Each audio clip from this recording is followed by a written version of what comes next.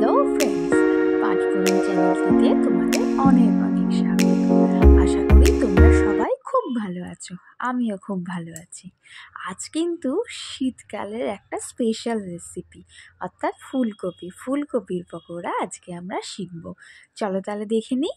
প্রথমেই একটা ফুলকপি লাগবে। না ভুল বললাম, একটা কখনোই নয়, একটা ফুলকপির পকোড়া তো আমরা বানাচ্ছি না। এটা অল্প করেই লাগছে, যতটা পরিমাণে তোমাদের লাগবে। আমাদের যেহেতু অল্প পরিমাণে সদস্য সংখ্যা, সেই জন্য আমরা অল্পই ফুলকপি নিয়েছি। তো এখানে টুকরো করে কেটে নিতে হবে ফুলকপিগুলো, এবং অবশ্যই এটাকে একটু হালকাভাবে নুন দিয়ে ভাপিয়ে নিতে হবে।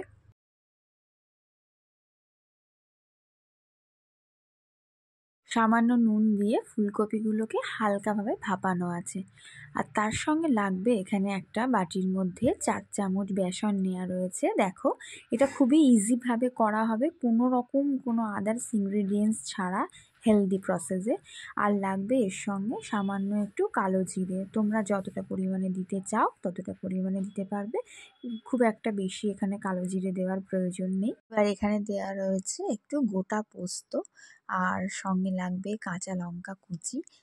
আর এখানে নুন দিতে হবে, তোমরা যে যেমন স্বাদ অনুযায়ী সেরকম নুন দেবে। আর সঙ্গে দিতে হবে সামান্য একটুখানি হলুদ দিলে পরে এই পকোড়ার কালারটা খুব সুন্দর আসে। আর যে যেমন মিষ্টি খাও সেই রকম অনুযায়ী মিষ্টি আবার কেউ চাইলে নাও দিতে পারো। আমরা এখানে সামান্য একটুখানি মিষ্টি দিয়েছি, তাহলে নুন চিনির ব্যালেন্সটা খুব সুন্দর আসে। দিয়ে এর মধ্যে কিন্তু অল্প অল্প করে, গরম জল না দিলেও চলে, হালকা ঠান্ডা জলেই তোমরা এটাকে অল্প অল্প জল দেবে, এটাকে ভালোভাবে মেশাবে। অল্প করে জল দিয়ে এটাকে গুলিয়ে ভালো করে মেশাতে হবে। দেখো, যাতে কোনোভাবেই এর মধ্যে কোনো রকম দানা জাতীয় কোনো ব্যাপার না থাকে, কারণ যত ভালোভাবে ফেটানো হবে তত ভালো কিন্তু পকোড়াটা ফুলবে আর খেতেও মচমচে হবে। দেখো, এর মধ্যে কিন্তু কোনো রকমভাবেই কোনো খাবার সোডা বা কিচ্ছু দেয়া নেই। এটা পকোড়াটা এমনিই খেতে সুন্দর হবে যদি তোমরা এই প্রসেসে করো। খাবার সোডা আমাদের শরীরের পক্ষে খুবই ক্ষতিকর, সেই জন্য খাবার সোডাটা কখনোই খাওয়া উচিত নয়।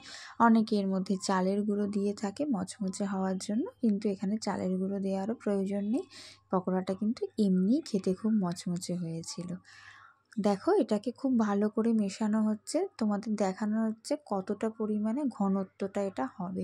খুব বেশি পাতলা হবে না, পাতলা হলে পরে পকোড়াটা ভালো রকমভাবে তৈরি হবে না, ব্যাটারটাই বেশি ছড়িয়ে যাবে।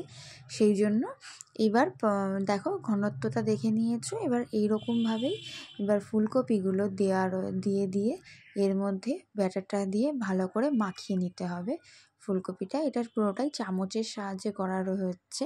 তোমরা যদি মনে করো কেউ হাত দিয়েও করতে পারো, তাতে কোনো সমস্যা নেই, তোমাদের দেখানোর জন্য এটা করা হয়েছে। এবারে কড়াইটা গরম করে তার মধ্যে পরিমাণ মতো সাদা তেল দিতে হবে। এখানে একটা ছোট্ট টিপস দিয়ে রাখি, সেটা অনেকেই তোমরা কিন্তু কম ভাজা বলে কম তেল দিয়ে থাকো, কিন্তু একবারেই নয়। যত ভাজাই করো না কেন, তোমরা যদি একটু বেশি তেল দিয়ে করো তাহলে তেলটা কিন্তু অনেক কম লাগে। এটা একটা ছোট টিপস দিয়ে রাখলাম তোমাদেরকে। আর দেখো, এবার তেলটা গরম হয়ে গেছে। আস্তে আস্তে চামচের সাহায্যে ফুলকপিগুলোকে কড়াইয়ের মধ্যে ছেড়ে দিতে হবে গরম তেলে। দিয়ে গ্যাসের আগুনটা কিন্তু একেবারেই কম করে রাখতে হবে, না হলে ফুলকপিটা ভেতর থেকে হবে না, কাঁচা থেকে যাবে আর বাইরে থেকে পুড়ে যাবে। তাই জন্য গ্যাসের আগুনটাকে একেবারেই কম করে রাখবে। আর তোমরা কে কোথা থেকে আমার ভিডিওটা দেখছো অবশ্যই আমায় কিন্তু জানাতে ভুলো না, তবেই তো তোমাদের ধন্যবাদ জানাতে পারবো আমি। এই শীতকালে তোমাদের কার কার এরকম পকোড়া পছন্দ একটু জানিও তো আমাকে। ফুলকপি ছাড়াও কিন্তু আরও অনেক রকমের পকোড়া আমরা করে থাকি, সেগুলোর রেসিপিও আস্তে আস্তে তোমাদের সামনে নিয়ে আসবো। আর তোমাদের যদি আমার চ্যানেলটিকে ভালো লাগে, আমার রেসিপিগুলো একটু হলেও ভালো লাগে, তাহলে অবশ্যই কিন্তু আমার চ্যানেলটিকে সাবস্ক্রাইব করে দিও। তবেই আমি উৎসাহ পাবো আরও নতুন নতুন ভিডিও বানানোর আর নতুন নতুন রান্না করে তোমাদের দেখানোর জন্য। দেখো, কথা বলতে বলতে ফুলকপিগুলোও ভাজা হয়ে গেছে।